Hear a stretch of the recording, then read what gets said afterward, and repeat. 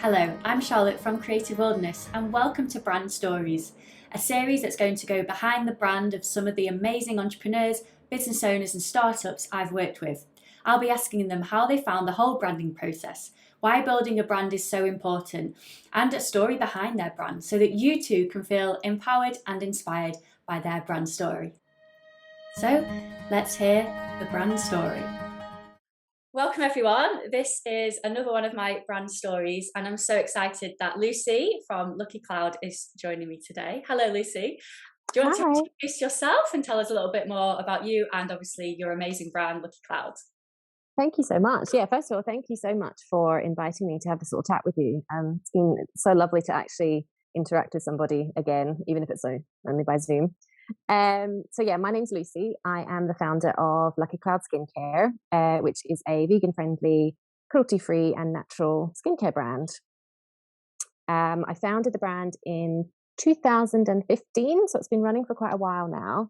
And over the years, I've added new products, removed products, and then, of course, working with you last year, did a complete and utter rebrand of everything. Oh, thanks, Lucy. I think one of the first things I wanted to chat to you about was you just seem to have a really strong understanding of branding, even when you got in touch with me. So a few people may be aware that Lucky Cloud is mostly Lucy, but I was saying to her that it feels like a bigger brand.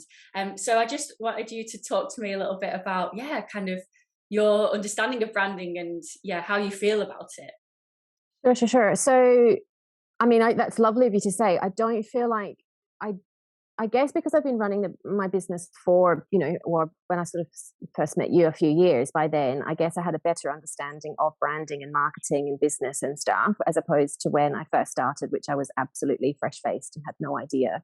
Because I don't have a background in running a business at all. Lucky Cloud came quite sort of naturally and organically. It grew from a spark of an idea and turned into a business, as opposed to me starting out and deciding to grow a very specific kind of business idea. So yeah, when I first launched it in 2015, I was actually really lucky to have a friend that I worked with here in Edinburgh who worked on my packaging branding with me. Because initially, I think I was planning on doing it all myself. One of those. I'd been to art school. I have a few kind of basic skills in Photoshop and InDesign and things like that. And I was like, I can do everything, which obviously I can't, and no one should either. I think that's one of those big areas that it's very easy to get caught up in. I can do that, and actually outsourcing things to other people and professionals is like one of the best decisions you'll ever make. But back in before the brand actually launched, I had a friend who was a graphic designer, and so we worked together. So I guess because I'd developed that, and there was sort of packaging processes I'd gone through already, I guess there was already that in the back of my head, and I kind of understood it, and I'd been selling the product, so I understood about e-com and product sales and how important. And I suppose the other thing is that because I'd been selling the products for a while as opposed to a brand new thing, I knew what my customers were looking for. I knew what I wanted the brand to represent, but I also was starting to build a much better idea of actually hearing from my customers and what they were looking for, and understood my brand better than I did when I first launched it, I think. Is probably the best way to sort of explain it. It's because it was almost like through trial and error of years of selling and really understanding my customer better and understanding how the products work and getting more confident with it, I think, as well. That makes a lot Yeah. of sense. I think some people feel they've got to get everything perfect at the start, have an amazing website, and there is actually, the whole process of experimenting and trying things out Mm, and learning from experience. So it sounds like yours has grown organically, and you've kind of flowed mm. with it, and you've not. Would you say that you've not put too much pressure on yourself, and kind of you stay in your own lane almost with it? Yeah, I think I was really happy with my initial branding. Like it was very strong. It was quite bold. I'd done a lot of research about what I wanted it to look like, and it was really only as I was using the brand more, using it, but being involved and being the center of my own skincare brand and using the products more and just getting more awareness of things, I think, that I started to feel that it wasn't really quite representational of what I wanted the brand to be anymore. I think things had shifted, and even just things like one of the things I remember saying to you in some of our early chats was I was trying to remove as much of the kind of plastic elements from the branding as possible, which included like the label material, but also like the plastic lids. And it's just interesting how much has changed in sort of society's awareness of those sort of sustainability elements in that back in 2014-15 when I was creating those final parts of the brand. As much as I was using glass jars, the idea of not using plastic lids kind of wasn't even in the area. Do you know what I mean? It was like that wasn't even a thing I was considering. Whereas fast forward sort of 3 years, that I was like, I want to get rid of these plastic single-use lids. I want to replace them with something that's more sustainable and, is going to be better for the customer to use as well. So just that shift in perception. And I think that's something that you have to be aware of is like you create a brand or you create a product and you have to be willing to adjust and adapt to what society, what the customers, and what you then feel like is representational for it as well. Yeah, you mentioned about the whole sustainable kind of, and you moved and you've transformed even more and really looked, I know we looked at compostable labels and there were some challenges around sort of making sure it looked good, the colours came out right. Yeah. But I think we can see sustainable brands, they can be a little bit lazy and just go, oh, we're sustainable and we're going to be green and that's our colour palette. I think with Lucky Cloud, you've got a really distinct look and it is sustainable, but that's only almost a small part of your brand, isn't it? There's a lot more. I guess the more feelings we get when I use your products. I think they're wonderful. So were you mindful of not sort of pigeonholing yourself and looking in a certain way in this kind of sustainable area? Oh, mate, we could spend hours, I'm sure, talking about sustainability and greenwashing and all of that kind of stuff because it is such a huge area and it's a fascinating area, but it's also one that a lot of people, and I mean, I'm scratching the surface of what it's not my main focus. My main focus is the skincare itself, is making the products that are actually doing what they're supposed to do, that are healing your skin, that are fixing a problem, that are a joy to use, that are all of these things. And it's all the outside of it, which is what obviously the branding is. But when it gets into the packaging, it's such a minefield. And there's so many areas and so many bigger brands mainly that are doing all that greenwashing by using a particular color palette, using the word natural, or using like highlighting one key ingredient that's actually really, really low down on the list. So the sustainability is definitely an important part of it, but I think, like as I said, really it's the skincare is the main focus. That's what I want to be the hero of the brand, which sounds silly to even say now because obviously it is. But we see that outside part first. We see the branding, we see the words on a website, we see how it's packaged, and all of that then feeds into the whole, I guess, the big umbrella of what the brand stands for. Does that answer the question? I've forgotten what the question was. Yeah, that definitely answers it. And I think greenwashing is a whole other topic, so we won't go down.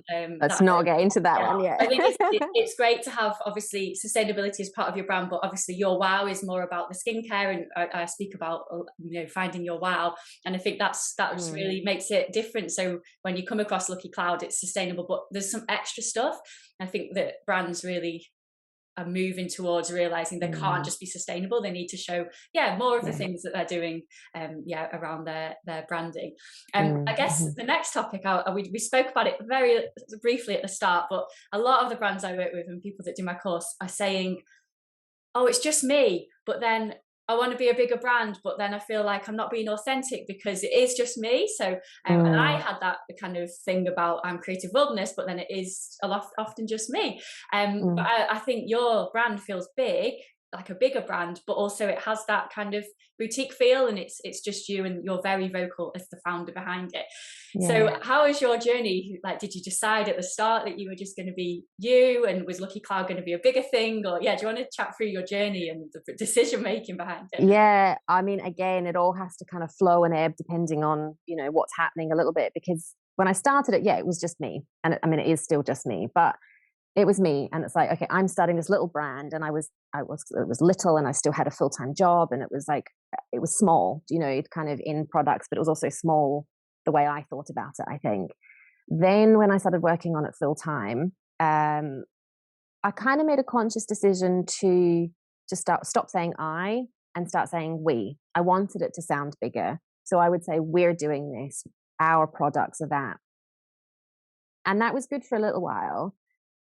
But then that started to feel a bit disingenuous, I think, because it is just me. But I didn't want, it was a hard decision to make because, yeah, I think, like you said, I didn't want people to think it was just me because that made it sound small and boutique and independent. And I wanted it to sound bigger, better, larger than it actually was. But in the last couple of years, I've gone back to the I's, saying I, my, that kind of thing, because it is me and that feels very authentic. And there's this real, it's kind of hard to say without, it's like people connect with people, I guess, is one of the main things. And if you know that the person who's replying to your emails, if I get in touch with Creative Wilderness, I know it's you. Do you know what I mean? I know that you're that person that's responding to me, that's answering the DMs in the Instagram or whatever.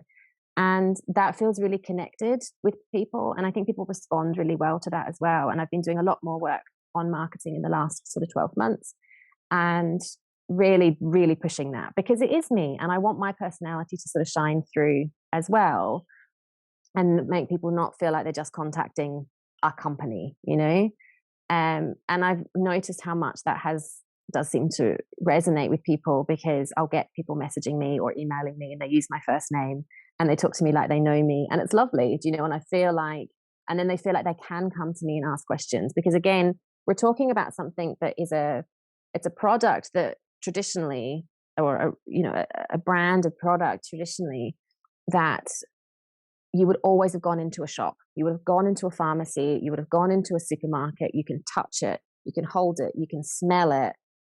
You can chat to someone about it. And now the more that we've moved online, and especially with COVID, so much more online, how do you get across that information about a product, its smell, what's right for you, how to use it? We have to use all these digital tools in order to convey all that information. So if that's great, and that's all there on most people's website. But if you can go one step further and be like, I'm here if you need to ask me a question. I may not get back to you like immediately, but if you need to email me or if you can, slide into my DMs and ask a question, and I'll try and get back to you and offer you advice or help in some way if I can. And I think even sometimes, even just knowing that relaxes people. And they're like, cool, thank you. That's really nice to know. If I have any questions, I'll get back to you. And often they don't, but it's almost like, it's a little safety net that it is a person behind it. And I'm not just going to try and sell you everything and not speak to you about it. If that makes sense. Yeah. And I guess, does that help with the brand loyalty side, especially with skincare? Because, well, everyone's skin's so different. So you're having that kind of one-on-one chat with people. So even if one product might not have worked, it feels really nice that they'll trust you and come back and go, oh, actually my skin's changed. Because I know I was using your balancing one. My skin went dry, so then I started using the other one, and that was just for winter. And I think you said that like sometimes in the seasons you might need a different one, whereas before it might have been just trying to sell us a lot more.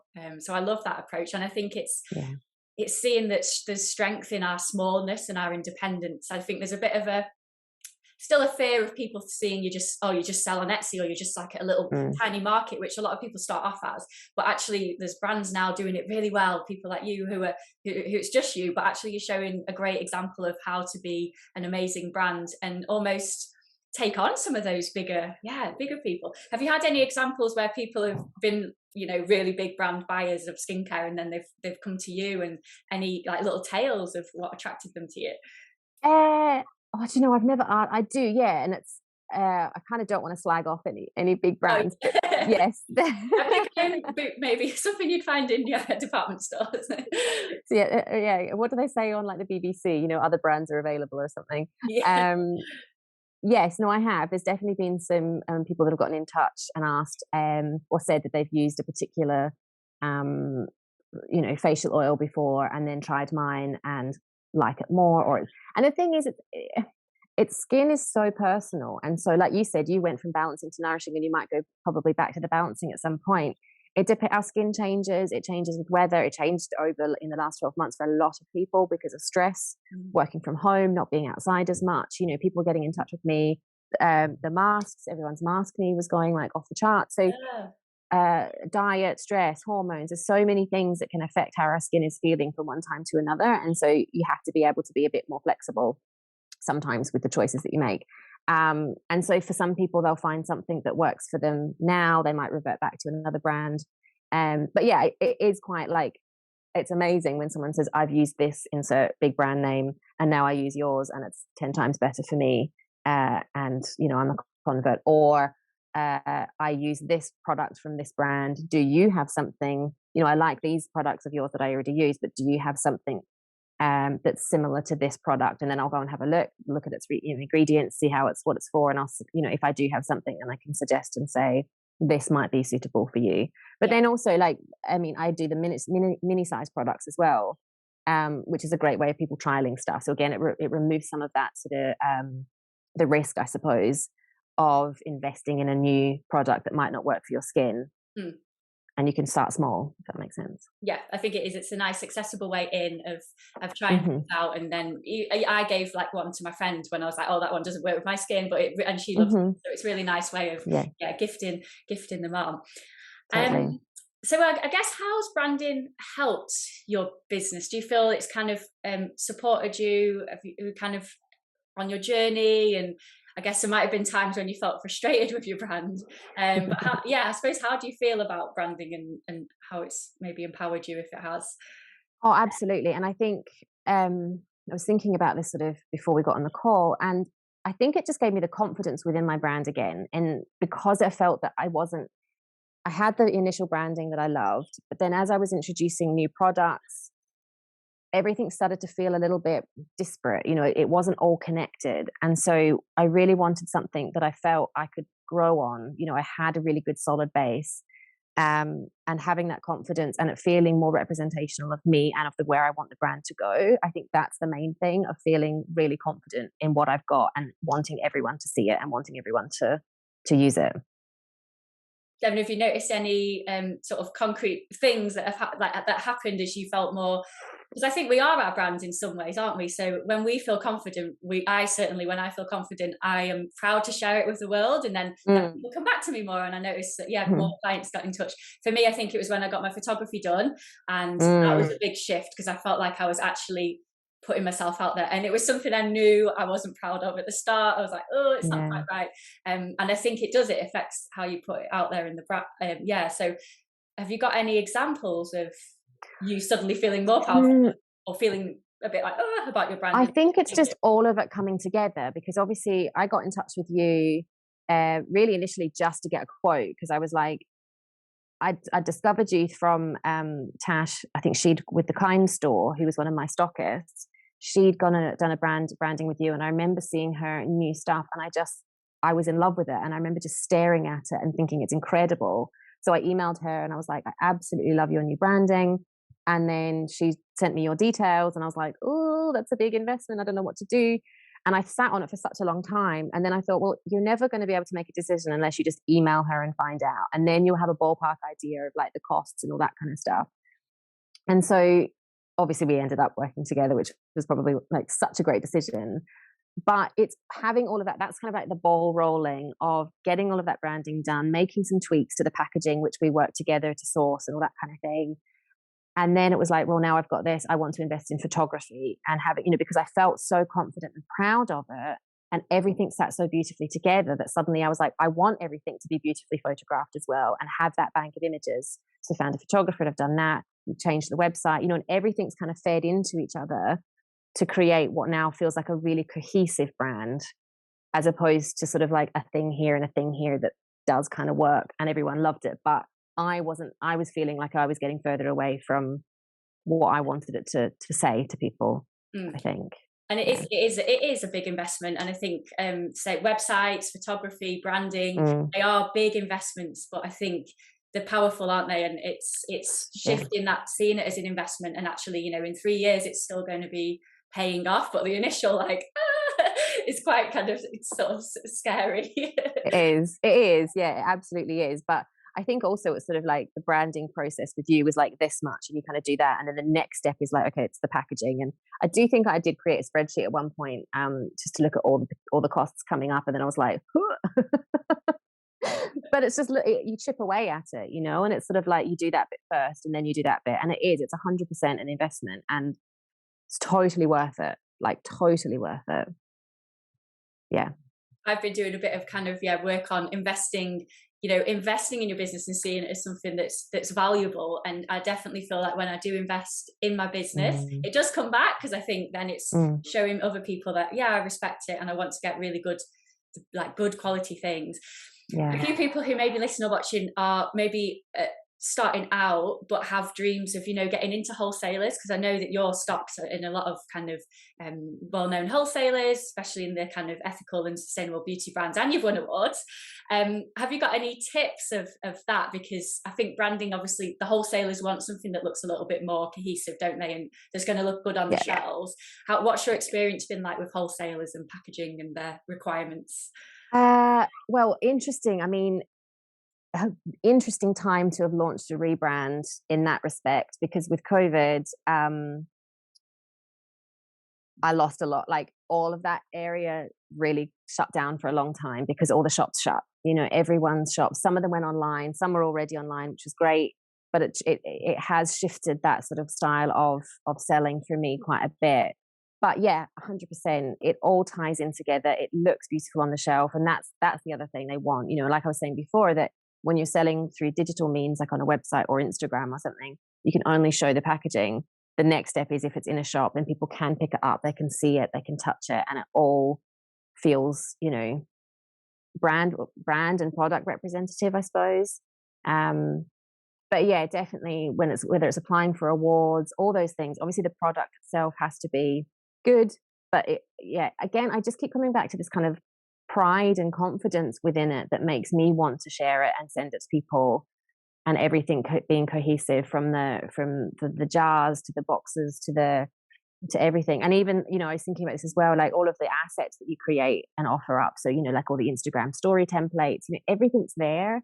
So I'm not scrambling around and wait. Basically, so, talking about it being an investment, and it is, but then the time that I used to spend on creating an Instagram story or a grid post that might be a text thing is so much faster now, because I've just got the templates. They're there. I type it on. I know what font I'm using. I'm not having to worry about color combinations or what kind of icon am I using, because it's all there. I've just got it all there. I just, overtype, save it as a new thing. Bam, done. It's great.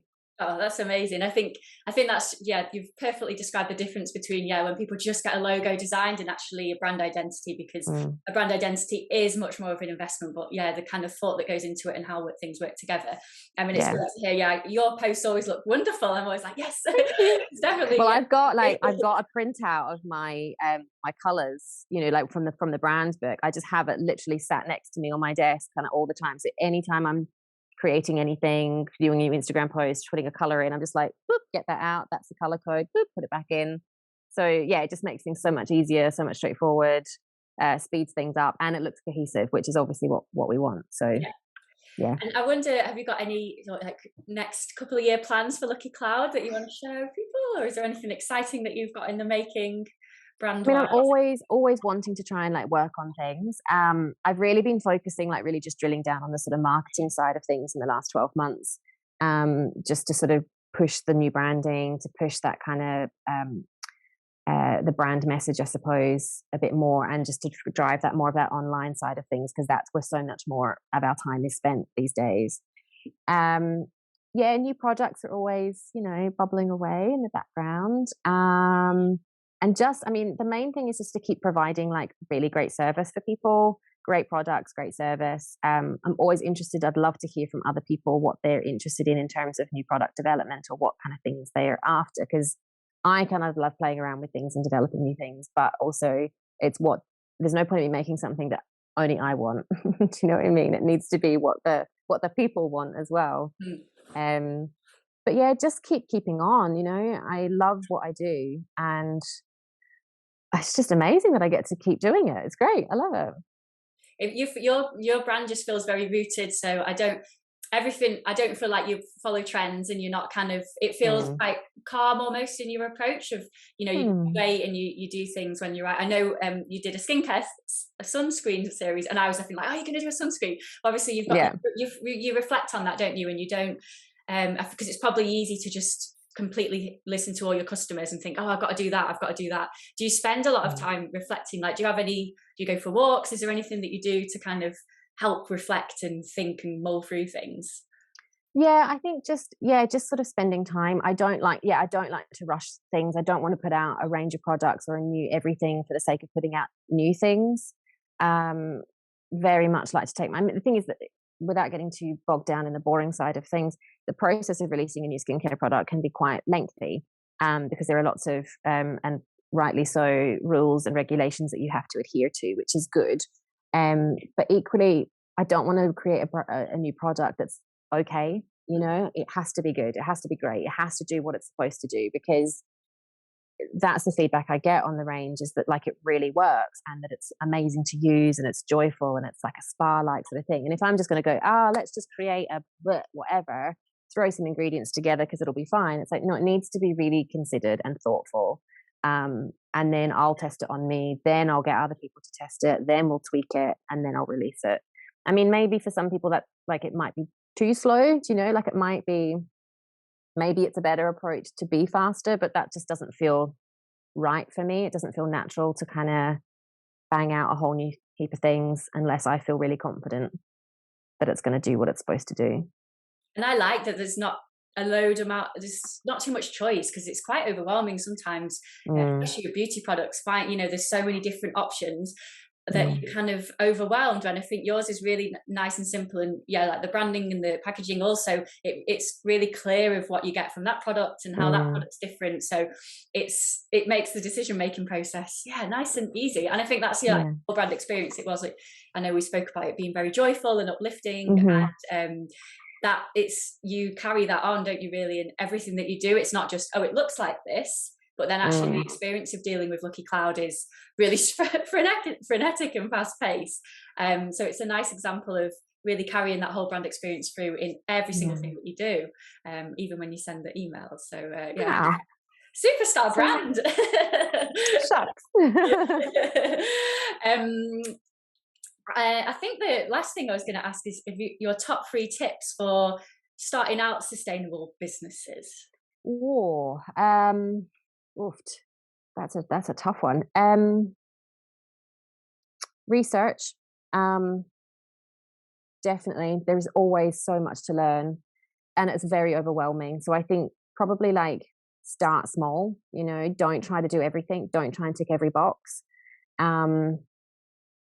Whatever it is that feels important to you. I mean, I think generally speaking, in a sustainable, ethical kind of fashion, whether it's choosing a vegan diet, whether it's choosing to live plastic free, whether it's whatever it is like start small and do one little thing, because every little thing is going to add up to lots of bigger things over time.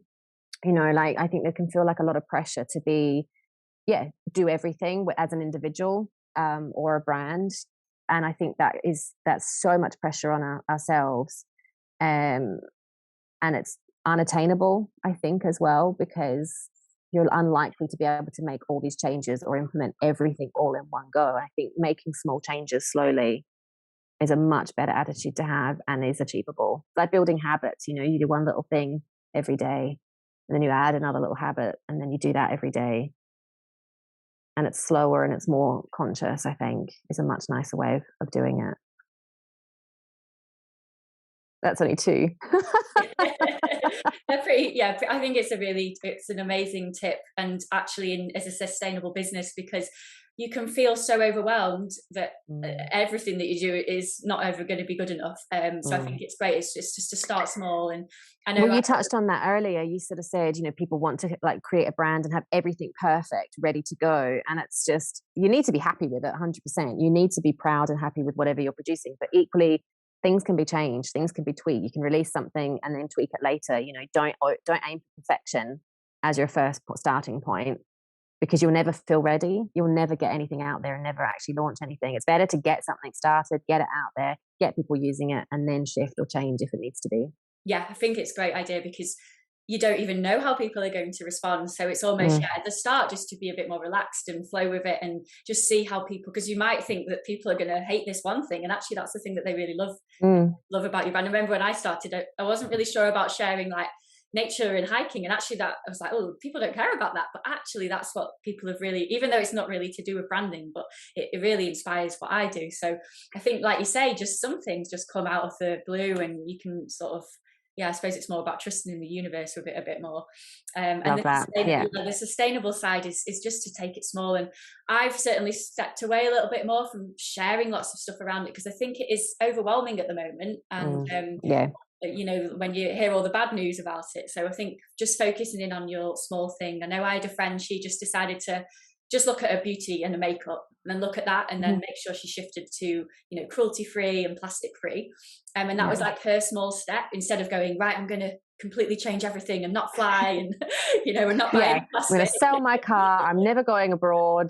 I'm not only going to eat vegan, plastic free, change my beauty, live off the grid, develop my own electricity system. Like, it's too much. Yeah. Pick something that feels important to you as an individual and start working on that. Yeah, and I think it's good to pick the things, yeah, that are important to your life as well, like the things that you really value. So if you really value, you know, that ritual of having a bath or skin or beauty, then, you know, make that your sustainable choice. Or, you know, if you love hiking, go and buy sustainable hiking gear. And so I think choosing your passions and tying that up.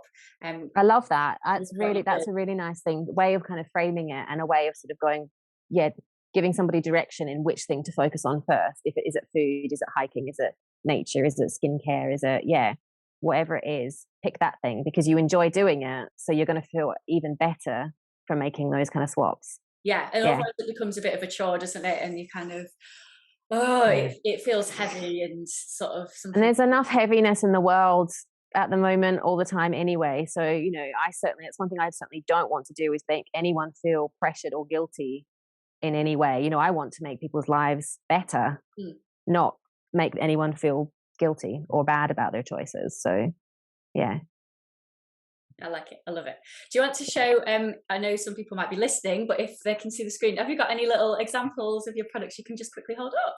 You know what I did? I had a look, and I've actually got original branding and the new branding, so we can see them side by side.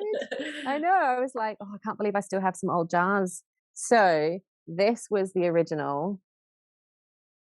So it was like darker, heavier plastic lid, and then boom. Just so much fresher, brighter. Was it too bright? Can you see it? Yeah, that's better. We've got the super balm as well. Everything just feels happier, I think. Yeah, and we spoke about that, didn't we? Kind of the experience of when people open the jars and that's so washed out. That's so washed out. That's not working. We'll stick with the jars.